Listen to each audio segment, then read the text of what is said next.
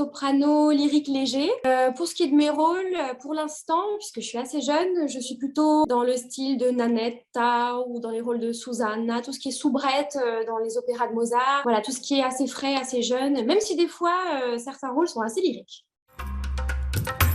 Mon premier choc musical, ça a été Tosca, une production qui s'est réalisée au Metropolitan Opera de New York. Je suis allée le voir donc en retransmission au cinéma du village d'où je viens. C'était avec mon prof, avec ma maman. J'ai pleuré de A à Z. C'était les deux rôles principaux étaient attribués à Sonia Yoncheva et Vittorio Grigolo.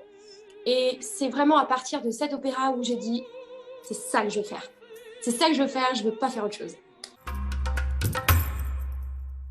C'était pour les victoires de la musique classique en 2022. C'était pour le passage de Sabine de Viel. Elle a chanté un lied de Grote. C'était le lied Der Nachtigall.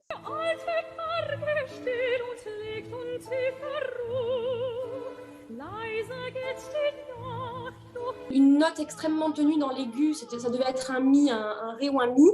Et elle l'a fait dans un pianissimo absolument impeccable. Et à cette occasion-là que je me suis dit une nouvelle fois que la voix était absolument extraordinaire et qu'elle pouvait vraiment faire ressentir des choses folles aux gens qui l'écoutent. Le matin, peu importe ce qui va se passer, j'écoute Happy de Pharrell Williams.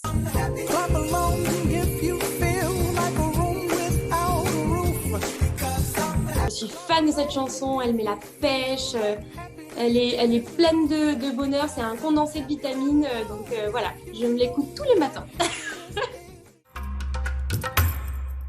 Un plaisir coupable, j'en ai pas vraiment. Par contre, j'écoute énormément de musique Amérique latine. Et j'avoue que je me trémousse un peu quand je suis toute seule chez moi, que je mets la musique à fond. Ça me fait penser au sud, ça me fait penser aux vacances. Alors, comme on dit chez moi, je m'enjaille un peu sur ces sons-là.